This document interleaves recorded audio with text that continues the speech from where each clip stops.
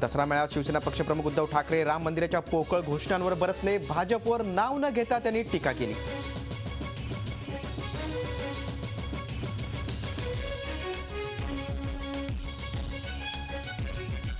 अयोध्येत मारला, दिल्लीत मारला, हिंदुस्थानात मारला। आपल्याला काय घोषणा द्यायला बरं आहे, मंदिर वही बनाएंगे लेकिन तारीख नहीं बताएंगे।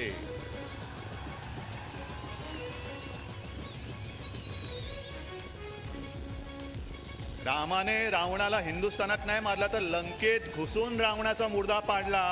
हे जर रामायण आपल्याला माहिती नसेल तर जय राम जी की आणि मंदिर वही बनाएंगे या घोषणा नुसत्या पोकळ्यात, त्याला काय अर्थ नाहीये। आमची बांधिलकी जनतेशी आहे, सत्तेशी नाही असं सांगत सत्तेबाहेर पडणार नसल्याचे संकेत दिलेत। यावेळी उद्धव ठाकरेंनी राष्ट्रवादी काँग्रेसवर चांगलंच तोंडसुख घेतलं। शिवसेनेची भूमिका ही शिवसेनेची भूमिका असेल। कोणाला पटत नाही म्हणून ती गुंडाळून ठेवणारी अवलाद शिवसेनेची नाही। तुम्हाला कोणाला पटो ना पटो, पण याचा अर्थ जरा कुठे काय बोलला की लगेच आम्हाला विचारायला नसतात बाहेर कधी पडणार, बाहेर कधी पडणार, काय पडणार बाहेर? गेलोच ना आतमध्ये, करू द्या ना काम आम्हाला। सगळं झालं, चांगलं झालं की पडू बाहेर आमची। आम्ही तुम्हाला कशाला घाई लागलेली आहे? सत्तेमध्ये किती काळ राहायचं, काय करायचं हे आमचं आम्हाला बरोबर कळतं। स्वातंत्र्यवीर सावरकरांना भारतरत्न पुरस्कार मिळालाच पाहिजे अशी आग्रही भूमिका उद्धव ठाकरेंनी दसरा मेळाव्यात मांडली। दाभोलकर पानसरे हत्येप्रकरणी हिंदुत्ववाद्यांवरच संशय का असा सवालही त्यांनी उपस्थित केला।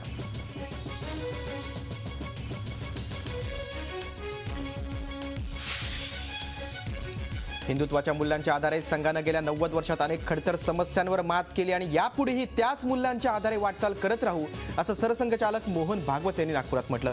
राष्ट्रीय स्वयंसेवक संघाच्या 90व्या वर्धापन दिनी नागपूरच्या रेशीमबागेतील संघ मुख्यालयात विजयादशमीचा उत्सव पार पडला। यावेळी मुख्यमंत्री देवेंद्र फडणवीस, केंद्रीय रस्ते विकास मंत्री नितीन गडकरी संघाच्या गणवेशात उपस्थित होते।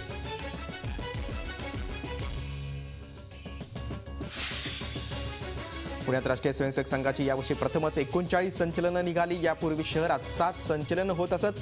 RSSचं शिवसंगम महाशिबिर येत्या जानेवारीत पुण्यात होणार आहे। त्याच्या तयारीचा तसंच वातावरण निर्मितीचा भाग म्हणून एवढ्या मोठ्या प्रमाणात संचलनं काढण्यात आली। पुण्याचे पालकमंत्री गिरीश बापट, खासदार अनिल शिरोळे हे देखील संचलन स्थळावर गणवेशात उपस्थित होते।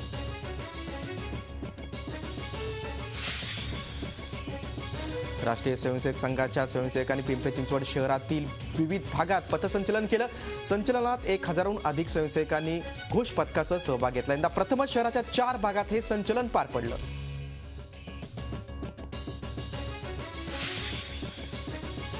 शिवसेनेच्या पोस्टरबाजी प्रकरणी आता अधिकृत तक्रार दाखल करण्यात आली। या पोस्टरमध्ये राष्ट्रपती प्रणव मुखर्जींचा अपमान झाल्याची तक्रार काँग्रेसने दाखल केली आहे। ओझर एअरपोर्ट देशाच्या हवाई नकाशावर आलंय। हवाई वाहतूक प्राधिकरणाला नागरी विमान मंत्रालयानं तसंच पत्र दिलंय। आता नाशिकच्या विमानाची उड्डाण होण्यास मदत होणार आहे। गेल्या अनेक वर्षांपासून हवाई वाहतूक सुरू करण्याचे प्रयत्न या नकाशावर नाशिक नसल्यानं होत होते, मात्र आता आंतरराष्ट्रीय प्रवासी आणि कार्गो सेवा यामुळे उपलब्ध होणाऱ्या महत्त्वाचा हा टप्पा ठरणार आहे। गोविंदराव पानसरे यांच्यावर 2 बंदुकीतून गोळीबार केल्याचा अहवाल कोल्हापूर पोलिसांना प्राप्त झाला। हल्लेखोरांनी अगदी जवळून गोळ्या झाडल्याचं बॅलिस्टिक रिपोर्टवरून स्पष्ट झालं। त्याचबरोबर हा हल्ला करणारे व्यक्ती 2 पुरुष आहेत। त्याबाबतचा सीसीटीव्ही फुटेजचा अहवाल देखील कोल्हापूर पोलिसांना मिळालाय।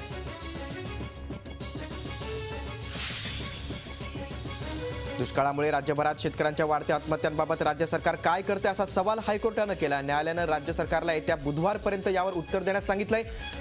सुओ मोटो अंतर्गत हायकोर्टानं या संदर्भात 57 याचिका दाखल करून घेतली। माध्यमातून समोर आलेल्या माहितीनुसार राज्यभरात यंदाच्या वर्षी 600हून अधिक शेतकऱ्यांनी आत्महत्या केल्यात।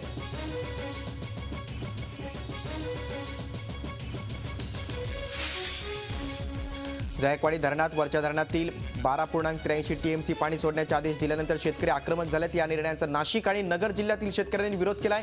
इगतपुरी गावातील शेतकऱ्यांनी 1 ते 1.5 तास मुंबई आग्रा महामार्ग रोखून धरला होता। धरणात वर्षभर पुरेल इतका साठा उपलब्ध असताना मराठवाड्याला पाणी देणं चुकीचं आहे। धरणातील पाणी सोडल्यास शेतकऱ्यांच्या पिकांना पुरेसं पाणी मिळू शकणार नाही, परिणामी पिकांचं नुकसान होणार आहे। शिवसेनेनं याविरोधात आपली भूमिका घेतली असून जिल्ह्यात आंदोलन करण्यास सुरुवात केली आहे।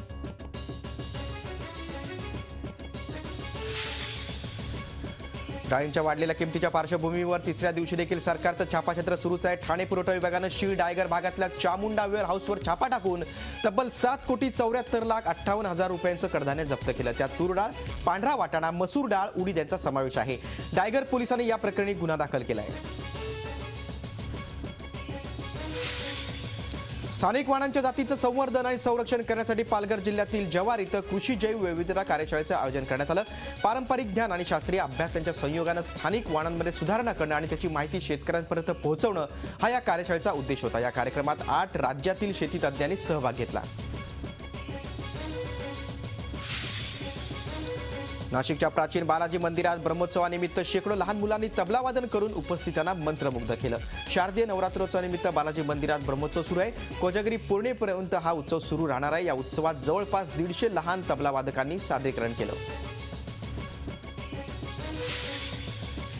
दसऱ्याच्या शुभमुहूर्तावर मोठ्या प्रमाणात सोनं खरेदी केली जाते. जळगावात दुष्काळी परिस्थिती असली तरी सराफा बाजारात कोट्यवधींची उलाढाल झाली.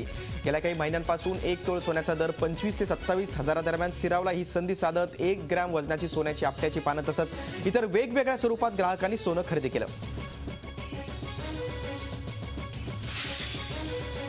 महाराष्ट्र भूषण बाबासाहेब पुरंदरे यांच्या पुरंदरे वाड्यातही विजयादशमी निमित्त शस्त्रपूजन करण्यात आलं. प्रकृती अस्वस्थामुळे बाबासाहेब या पूजेत सहभागी होऊ शकले नाहीत, पण पुरंदरे कुटुंबीय आणि इतर नागरिक या पूजेत सहभागी झाले होते. तलवार, जांबिया, बिचवा, भाले, धनुष्य, ढाल आणि विविध प्रकारची अग्निशस्त्रे यावेळी पूजेत मांडण्यात आली होती. विजयादशमीचं औचित्य साधून नाशिक पोलीस मुख्यालयात शस्त्रपूजन करण्यात आलं. गुन्हेगार, दहशतवादी यांच्याशी तोडीस तोड मुकाबला करण्यासाठी पोलीस दल ही अत्याधुनिक होत आहे.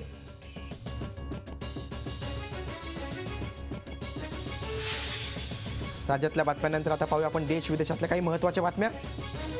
देशातल्या असहिष्णु वातावरणात पंतप्रधानांनी मौन बाळगलं असलं तरी त्यांचे मंत्री मात्र चांगलेच वाचाळवीर बनल्याचं पुन्हा एकदा समोर आलंय.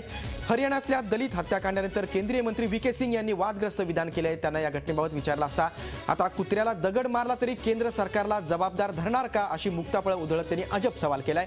केंद्रीय मंत्र्याला असं विधान शोभत नसल्याची टीका काँग्रेसनं केली आहे.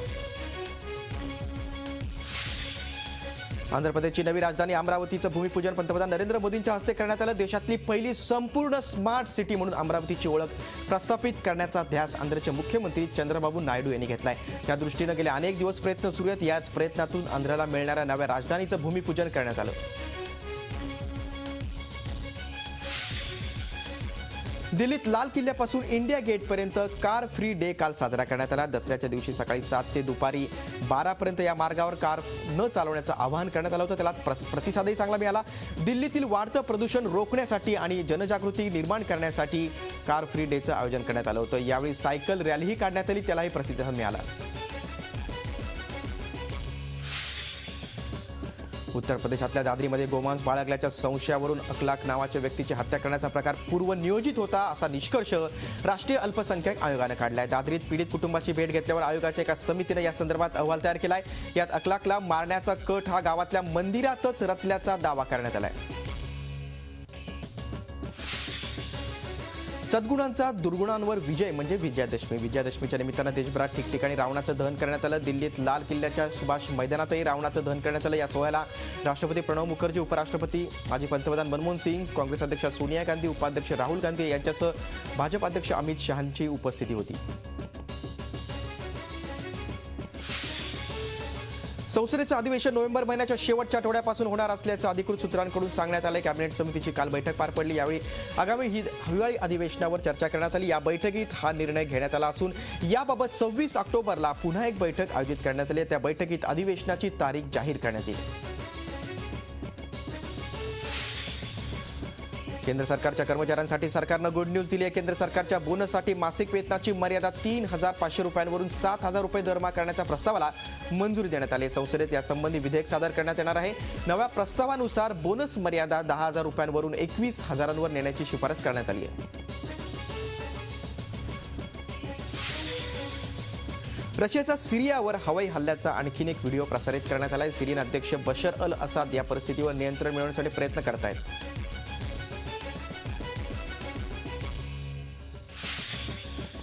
फिलिपाईन्समध्ये वाढदिवसाच्या पार्टीमध्ये चीनी नागरिकांची हत्या झाली आहे. पोलिसांनी या गोळीबाराच्या घटनेचा शोध घेतात. या गोळीबारामध्ये 2 चीनी नागरिकांची हत्या झाल्याचं समोर येत आहे.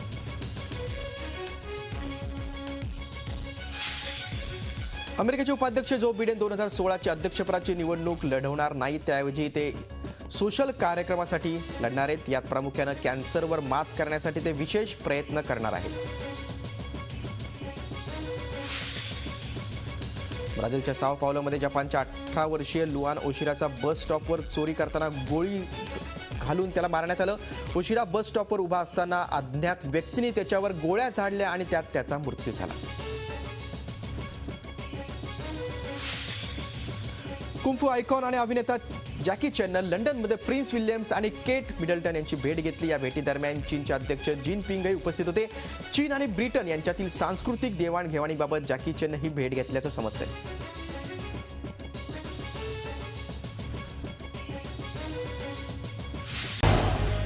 झी 24 तास रहा एक पाऊल पुढे.